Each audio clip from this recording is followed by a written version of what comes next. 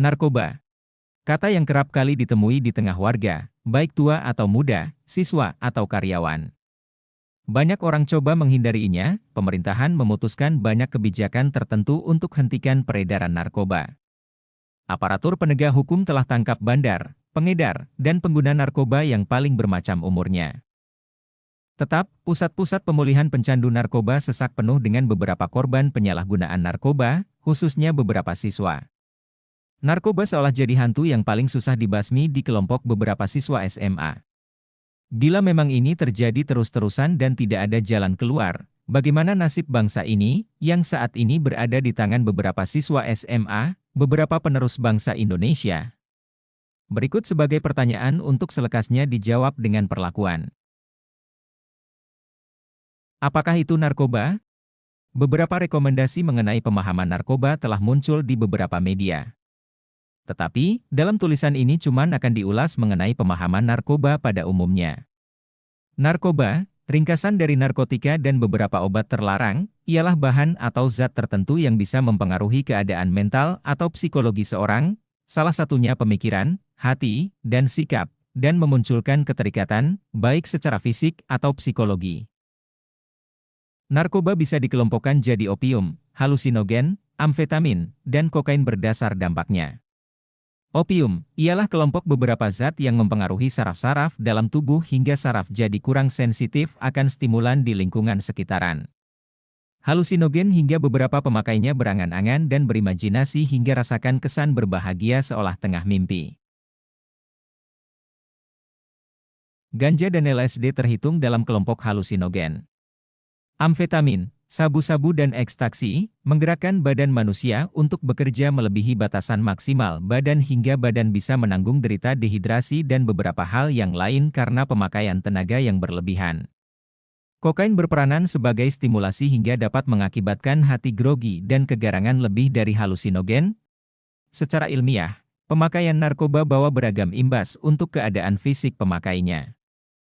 Berdasarkan prediksi BNN untuk tahun 2016, ada lebih dari 1,2 juta jiwa pemakai narkoba yang berumur siswa, Desember 21 tahun. Selain itu, tiap tahunnya, diprediksi ada 12.000 jiwa yang jiwanya melayang-layang karena overdosis narkoba. Pikirkan saja, dalam 6-7 tahun beberapa siswa ini semestinya bisa lulus kuliah sebagai sarjana, tapi mereka justru mati karena narkoba.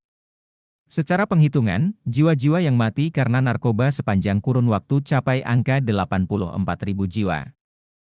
Hal itu telah sepantasnya jadi suatu hal yang mendapatkan perhatian khusus, karena mereka menggenggam kunci ke arah masa datang Indonesia.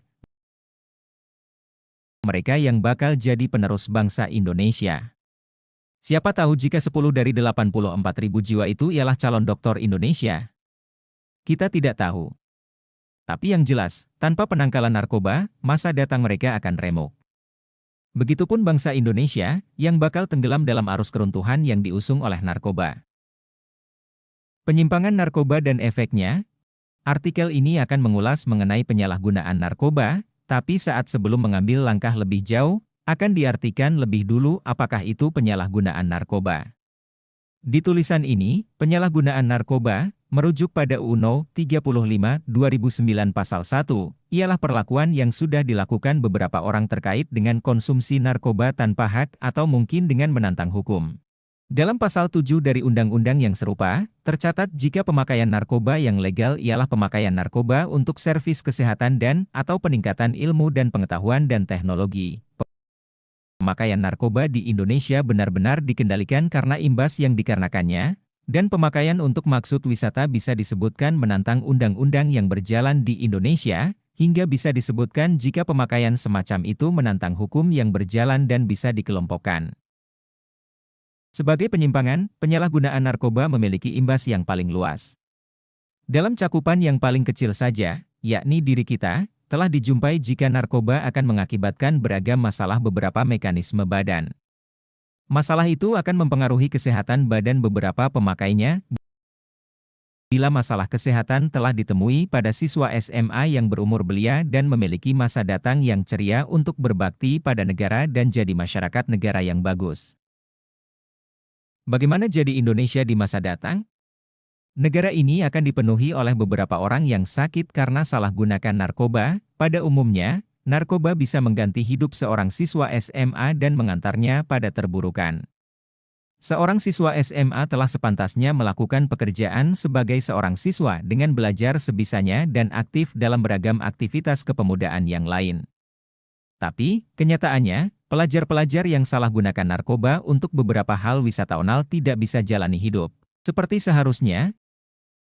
Jalan keluar atas penyimpangan narkoba. Ramainya penyalahgunaan narkoba dengan beragam jenjang, sama seperti yang sudah diulas awalnya, menuntut ada perlakuan nyata yang penting selekasnya dilaksanakan. Di tulisan ini, dijajarkan beberapa jalan keluar yang kiranya bisa menangani penyalahgunaan narkoba sama seperti yang sudah dilukiskan di atas. Jalan keluar pertama kali yang bisa diaplikasikan dan bisa dengan cepat diaplikasikan untuk khalayak luas ialah iklan servis warga. Berdasarkan data dari We Are Social yang diambil di tahun 2016, dari warga di Indonesia yang sejumlah 259 juta, 30% dari warga itu memakai sosial media. 30% dari keseluruhan pemakai sosial media itu sebagai anak-anak remaja yang berumur 13-19 tahun. Dengan anggapan jika pembagian dari pemakai sosial media remaja untuk tiap usia sama, karena itu bisa disebutkan jika sosial media lumayan banyak dipakai di kelompok siswa. Di samping itu, apa saja yang ditempatkan di sosial media akan cepat menebar ke semua pemakainya, hingga info bisa menebar dengan cepat di kelompok siswa. Oleh karena itu, sosial media benar-benar bagus untuk menebarkan pesan penangkalan penyalahgunaan narkoba. Selainnya sosial media, bioskop dapat dipakai untuk menebarkan pesan berbentuk iklan servis warga untuk menghindar narkoba. Anak muda pada umumnya suka melihat bioskop karena dipandang ringkas dan benar-benar memiliki makna.